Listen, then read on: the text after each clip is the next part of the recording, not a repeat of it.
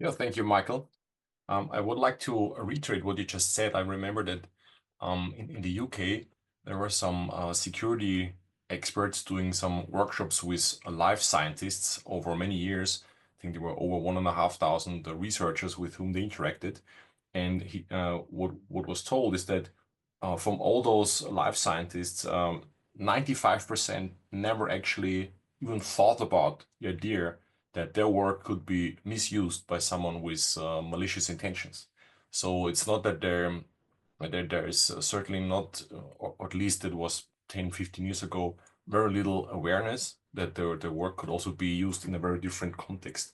And this is unfortunately something that we have to take into consideration. So I'd like to start now with my presentation about biotechnology in the age of artificial intelligence and risks and options for governance.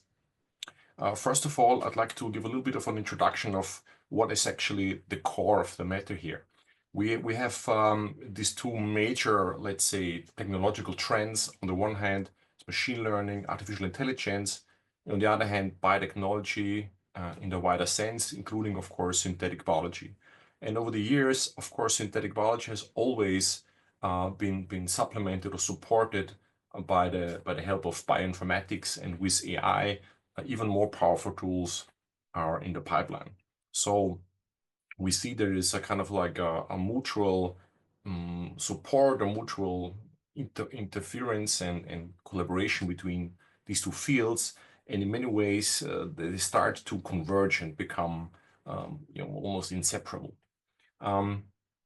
This emerging, let's say, integration paradigm, what we're mainly talking about, and also what we're probably going to talk most of in this session, is the point of view from AI augmented biological design tools. We all know AlphaFold. There's now also Alpha Genome. We have CRISPR, GTP, and other applications for lab automation and design.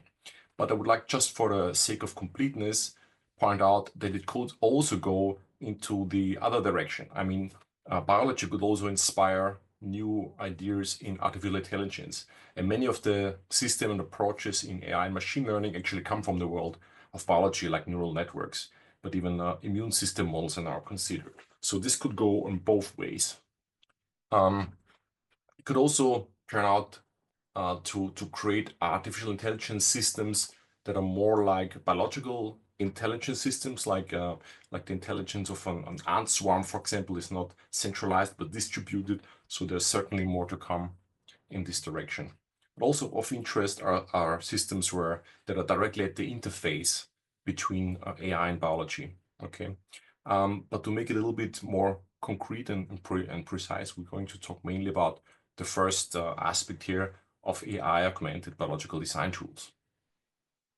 Of course, everybody, we're not just talking about risks and the negative aspects, but obviously this collaboration or emerging convergence between these two fields has tremendous opportunities, be it in designing new forms of drugs, proteins, etc., genome or whole organism engineering and design, and also to allow more and more people to have access to these tools that are tremendously powerful. But as Michael has said, unfortunately, there are also some negative aspects or things that we have to consider with these very powerful tools. First of all, is classically misuse and the dual use potential. So here is an intentional misuse of this technology in order to create something that is able to harm someone else, like bioweapons from people with malintentions. So this is intentional misuse, but then there's also unintentional threats, safety risks. So when we talk about bioweapons and intentional misuse, we call it security, biosecurity, and we talk about unintentional problems and issues. It's usually regarded to as biosafety. So, for example, if an AI tool or a biological design tool produces even a genome or kind of a new protein, we don't really know if this there are some safety risks that have to be taken into account. Especially the reason for this is that in many cases, the AI can be a black box, can produce false outcomes, errors, has some bias. We don't know exactly how it was created, or it can be intentionally manipulated to produce a certain outcome. And then the other thing is what Michael referred to as garage biology. There's also a community of do-it-yourself biologists that are not necessarily working at a university or at a company, but they're having or increasing their skills and approaching this field of biotechnology and synthetic biology, and certain both synthetic biology de-skilling trends, but also design de-skilling, especially with AI tools, could lead to reduced barrier and allow more and more people to work with that within this field, which could also allow more people onto that playing field without good intentions. There's also something we have to take into account, which are opportunity costs. I mean, while we have these possible risks and also uncertainties of bad things that could happen, what would happen if we just rule out, block, or ban all these kind of tools and methods? And certainly that would also be not a very good idea, because we would forego all these potential opportunities that we have at hand. I'd just like to remind you that in Europe we are well aware of the genetic engineering and GM crop debate some 20, 30 years ago, and this is still reverberating. For example, in the CBD, there's now an initiative to go for a ban for synthetic biology, and this would certainly have some repercussions in the field if this would go on. So opportunity cost is something to take into account as well. When we talk about risks, this is kind of like a little introduction into the world of risks and into the clarifications of some of the terms. So usually when we talk about risk, we're talking about the probability of a certain harm or negative outcome to take place. Okay, so probably could be like 10%, and the damage could be measured either in people dying or money lost or any other thing that is negative, and then the combination of those is usually regarded to as risk. But in some cases, you can have a very good knowledge about what the probability, what the likelihood is, but also what the possible negative outcome could be. If this is the case, then we have like a tool of methods that we can apply in terms of risk assessment, risk analysis, and risk management. There are different tools that we can use. It becomes a little bit more problematic if either the outcome, the negative outcome, or the probability is not really well known. So we then talk about something called like ambiguity or even uncertainty.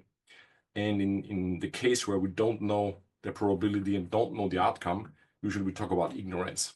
So, and in this case, different reactions and different management schemes are suggested to be applied. So one case that all of you know in Europe was the precautionary principle, where the argument was that we don't know what the outcome of GM crops and GM food is going to be, so we better block it from the beginning. So then we were actually, in terms of management and governments, in this lower right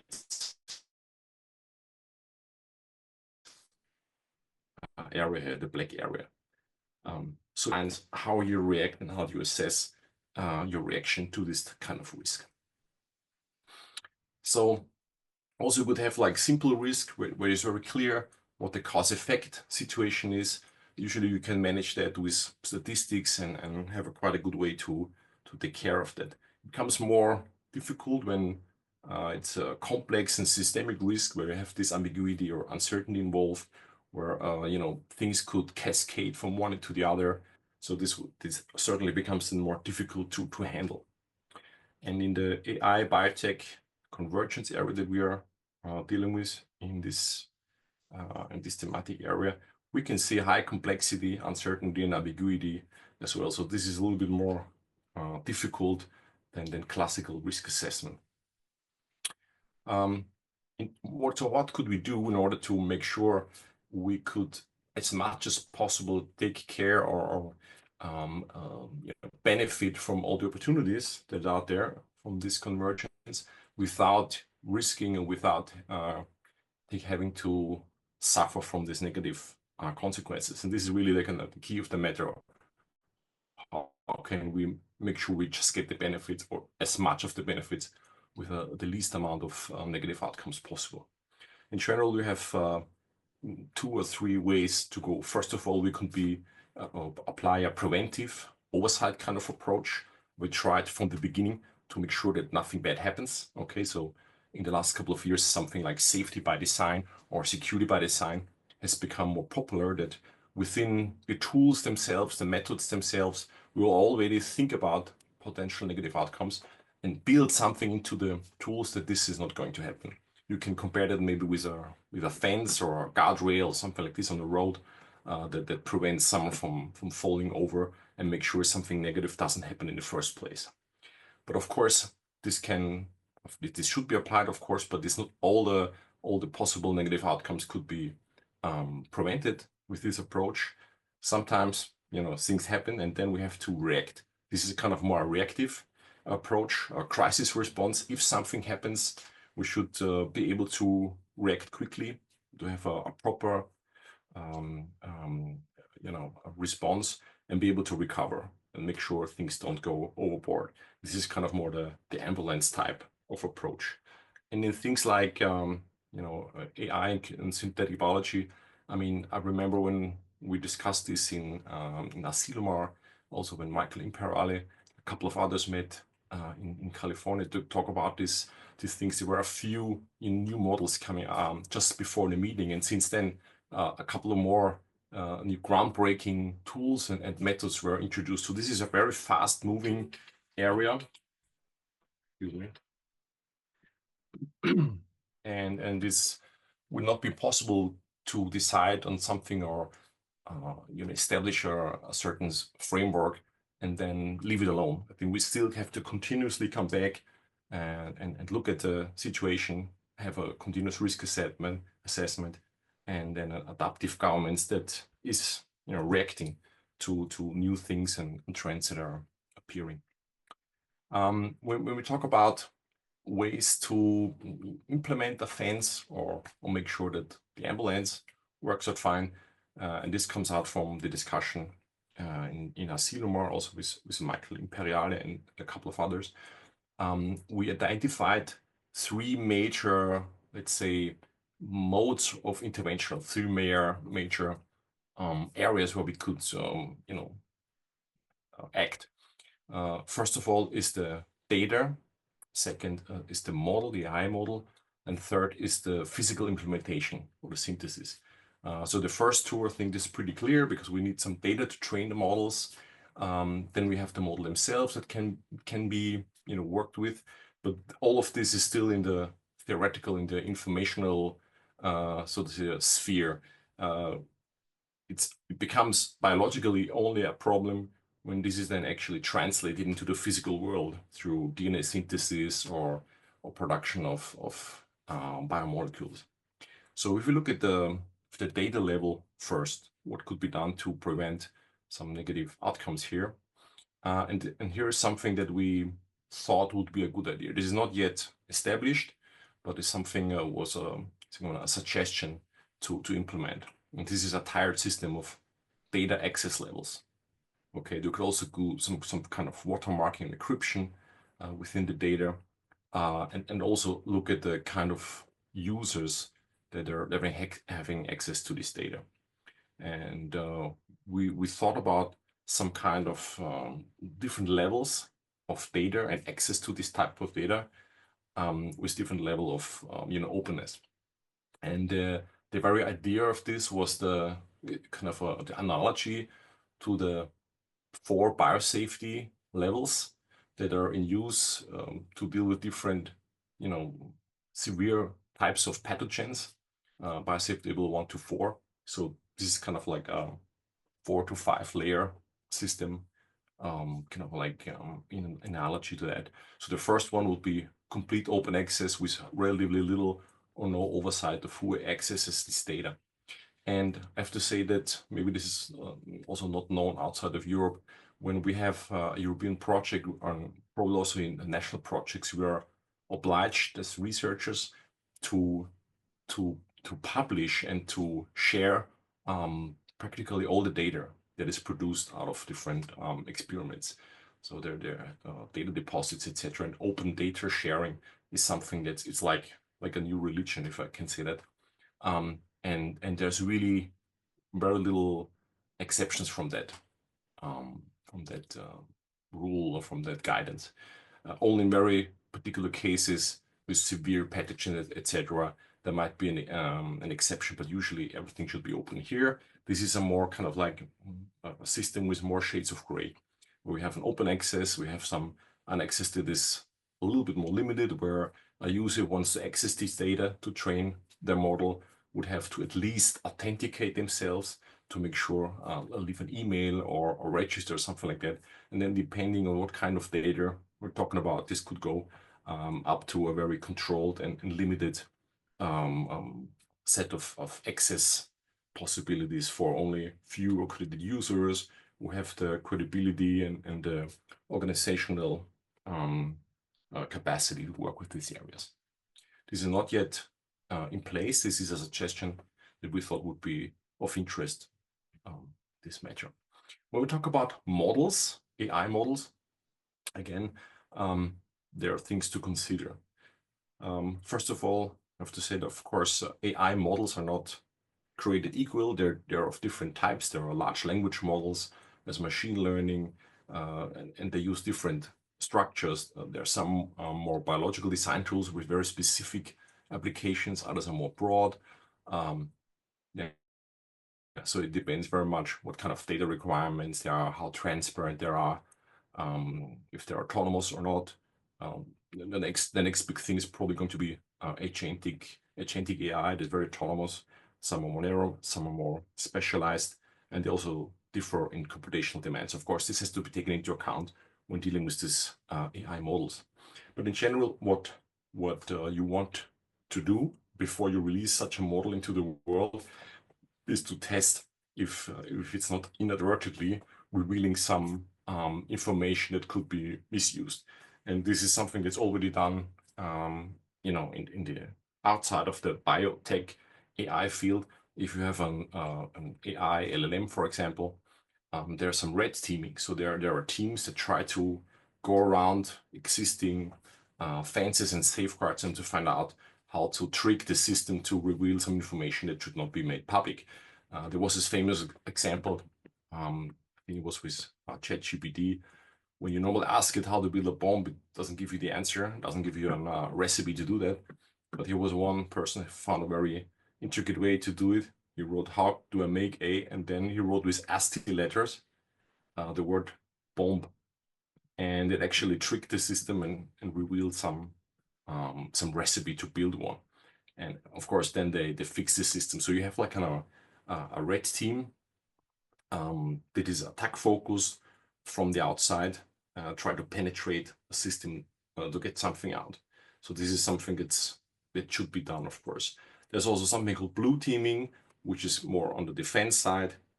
And if you put these two together, you have something like purple teaming. You look at it from the internal side and from the outside, external, to make sure this is safe. But now there is an approach that was presented by Alexander Titus and Russell 2 years ago, called it violet teaming.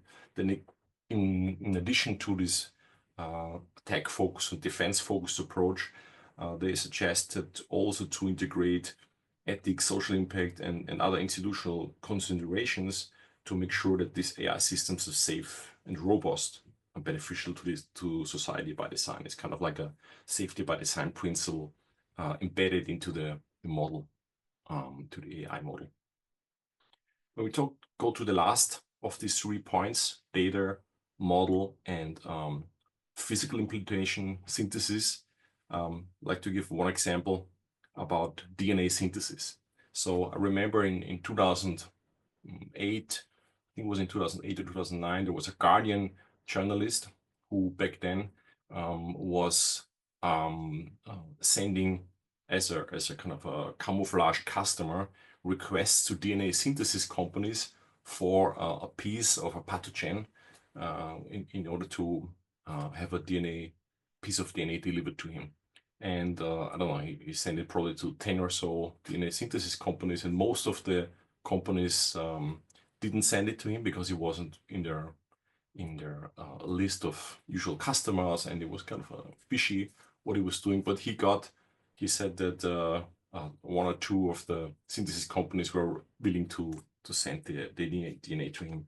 And after that, there was a big discussion, and so the industry got together because they didn't want to have the bad press, and they installed a situation that a system that when a customer places an order, they would actually check first of all what the sequence is and who the customer is. Is it someone who works at a company or the organization or a university?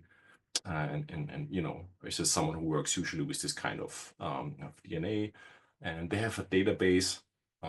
They're in terms of customers, these are country database actually where people are listed that cannot receive these kind of things, and also a database of sequences that are potentially dangerous.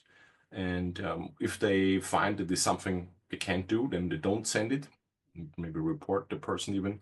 And if everything is fine, which is usually the case, then they can print or synthesize the DNA and send it back to them. Now, the point is that you could actually trick the system with an AI model in order to create a sequence that could bypass at least the DNA sequence check. Okay, so with this possibility at hand, you now need to improve the DNA sequence check in a way that it will also recognize similar substances or sequences that could be problematic, that would otherwise go unchecked through the database. There's also a couple of considerations to take into account that consider both model, the AI model and the synthesis, is that similar to what we just heard about DNA synthesis, in principle, and that's the holy grail of pretty much generative AI-based biomolecules. Actually, AI could come up with new protein designs, toxins, etc., or allergens, even prions that are not yet known and cannot also not be identified by such a system that checks against known pathogens or toxins, etc. So I recently had a conversation with a prion researcher, and it seems that they don't have like a very good idea of how to identify unknown or proteins that could become prions. So what is the key principle behind it? So there's still work to be done. Also, if you have something like this in place, it could also present itself as a deterrent pressure or something that where people actually think it's not worth doing it when there's something in hand. We have to catch up to make sure these leaks or these holes can be fixed, these bugs. And another suggestion, this has also been discussed for at least 15 years, and there are different points of view for it, is that the orders for any biological molecule synthesis should be confidentially locked. Okay, so whoever is asking a company to produce something, there should be some kind of blockchain or some kind of log where in case something bad happens, you could go back and see who did what and what was going on actually. I know that many companies are not very happy with that. So, and there's certainly some discussions that have to be done. When we talk about regulatory systems, so how can this be implemented? The question is always who and how is this going to be implemented? There are already existing regulations, of course. So we're not starting from scratch. It's not tabula rasa where we have already things at hand. Are they good enough? Do we have to complete them, to enhance them, or is everything there? We just have to enforce it. Then, of course, the question of standards and metrics, that could also be the example of the DNA synthesis could be a good standard to be implemented to identify possible threats. And then one big question that is unsolved is to which degree we need a human in the loop. So right now we would say, yes, we need a human in the loop to check the outcomes of what this AI XBio produces. But at one point, maybe also we could actually get support, or we'll have to get support from other AI systems that help us identify these weak spots. We have a couple of general governance principles to suggest in order to make sure we keep an eye and evolve and learn and train and make sure bad things don't happen, from identifying tipping points to more resources for this kind of work, AI for overview, oversight, etc. In more specific terms, we could first thing we want to make sure is to don't look at AI and biotechnology as like single objects or thematic areas that are homogeneous. They're very much different in terms of AI, as I said before, in terms of model, etc. But also in biotech, we have very different models. So we have to make sure the governance mechanisms are adapted to the actual situation. And I think we have to take into account both the pessimistic and the optimistic perspectives on the future. I mean, I've had from the experience in the past, usually if someone is very much involved and believes in the opportunities and benefits of a technology, they don't want to have additional rules and regulations to make sure things are more in control. And pessimistic stakeholders would rather like to shut down everything. So we have to take into account both perspectives. And also what is important is its periodic reassessment of the situation, as this is a very fast-moving field, and we really have to make sure that the regulatory frameworks are up to date and we keep understanding what's going on. Right, so the key takeaways, I would say, is that the convergence obviously is a combination of opportunities, but also some novel systemic risks. These risks are not only technical, and we talked about ways intervention of in data model or synthesis, but they're also, I would say, normative and also have to do with culture and with regulations. And every kind of governance or ways to deal with this, they have to be adaptive in this fast-moving area and also internationally coordinated. I'd like to thank a couple of colleagues in the last 1.5-2 years. There were a couple of discussions, for example, at the AI XBio workshop organized by NATO last year. Also the Spirit of Asilomar and the Future of Biotechnology, a meeting that took place earlier this year. It was of the 50-year Asilomar meeting, where we also discussed with Michael Imperiale some of these topics. And then also within the OECD, there is also kind of focus on policy issues in terms of synthetic biology, where AI and bio has become quite an important topic. With this, I'd like to thank you